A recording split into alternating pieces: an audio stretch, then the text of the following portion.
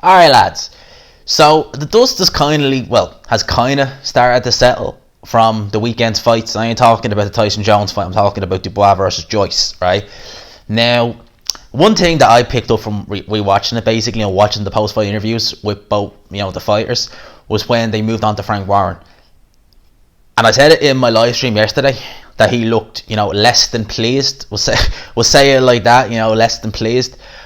Boy, did he not look happy at all. No, he was not a happy camper. We'll call it like that. And straight away, he's been coming out and saying, if it wasn't for the eye, and this, that, and the other, Dubois, it's like, oh my God, man, like, you really did back the wrong horse, and he is doing some serious reaching. I think that irrespective of the eye, I think the writing was on the wall who was going to win that fight, irrespective of the eye. And, he acted as though the eye injury was a freak injury, when it clearly wasn't. It was Joe Joyce's stiff jab that, caused the eye to close.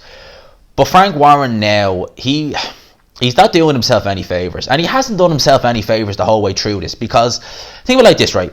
He signed Joe Joyce to a promotional deal. Right? I think the first fight Joe Joyce had with Queensberry was against Ustinov. I think that was on I think that might have been on Billy Joe Saunders undercard, if I'm not mistaken, when he fought Isufi.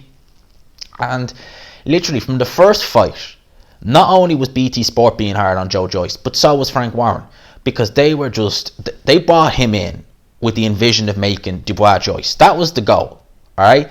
But they were so heavily invested in Dubois that they literally, every chance they got, like even Sam Jones, they were having digs at, not digs, but they were really being harsh on them if, Joe Joyce was at ringside for one of Dubois' fights, or if Joe Joyce had just fought. It was always the Daniel Dubois, and it was so apparent that they were favouring Dubois. Like, Paul Dempsey, even at ringside, it was so apparent that he was favouring Daniel Dubois, that, BT invested so much in Dubois that as at the end of the day, right, Dubois goes in there, loses to Joe Joyce, right? Now Frank Warren, whether he's still promoting Joe Joyce now, because I think Joe Joyce is near the end of his deal, or if it's not already expired, he's now looking and thinking, do you know what, right, I've probably burnt all bridges with this fighter, because not only has the guy I wanted, the guy BT wanted to build their platform around, he's lost to a guy that we've been, less than fair to, and he's obviously going to be less than happy. So he may just jump ship, and I would be very surprised if he doesn't go to Eddie Hearn and match him. And it's funny because you look at Frank Warren, right, when he is doing, or even Eddie Hearn as well, if you look at them when they're doing, fights that are in-house, the only kind of fighter you'd imagine that Eddie Hearn would be biased towards to be AJ. So let's say he took a rematch between Dylan White and Joseph Parker, right? He promotes both those guys.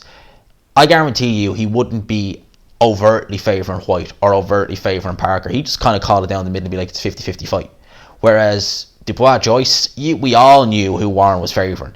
Sure, look at the judges' scorecards, for God's sake.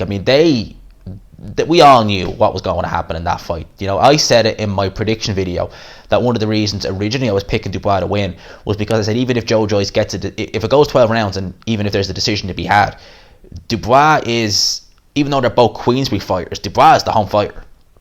That's the guy they want to build, heavyweight boxing for Queensberry moving forward when Tyson Fury decides to retire. So, I was always adamant that, Queensberry want Dubois to win.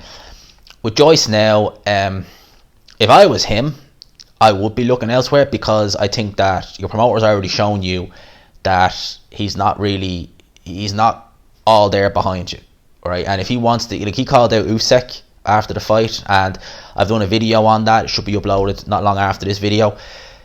He's already called out Usyk. Usyk is with Matchroom. They can make that fight fairly easily. It's such a cruel irony for Dubois and Warren, because Warren absolutely just gave no credit to Joe Joyce before, since, and Joe Joyce got on to win. And there was that very distasteful comment by Daniel Dubois where he mocked or he had made a little joke about Joe Joyce's mother, who was, I think she's blind or she's got very bad vision, and saying that you won't be able to see what I do to your son. And obviously he gets, a very, very bad, I think it's a broken orbital bone or fractured orbital bone.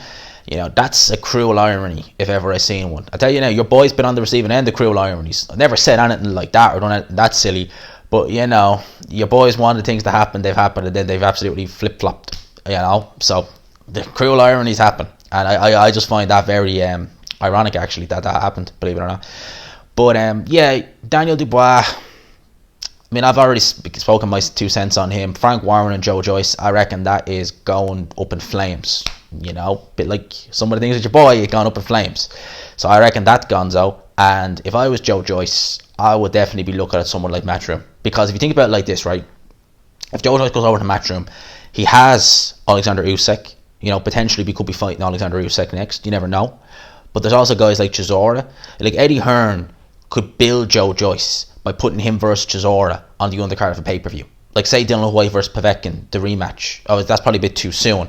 But he could easily put it under a card like that and maybe have him fight on one of Dylan White's undercard and maybe work towards Joyce Dylan White or Joyce Povetkin, either or. So, you know, there's plenty of opportunities at Matchroom, I think, more so than there is at Queensbury.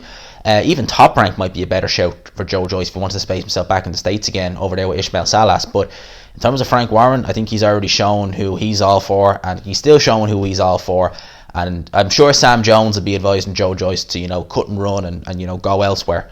And I imagine that's what Joe Joyce is going to do. So those are my thoughts on this. Let me know yours down below. Do you disagree with me? Do you think maybe he should stay with Frank Warren? Or I'd love to know your thoughts if you think he should. Or do you think, like me, he should go to Matchroom, Top Rank, or someone else? Someone who will definitely give him a fair shake. You know, a fair shake. Let's say it like that.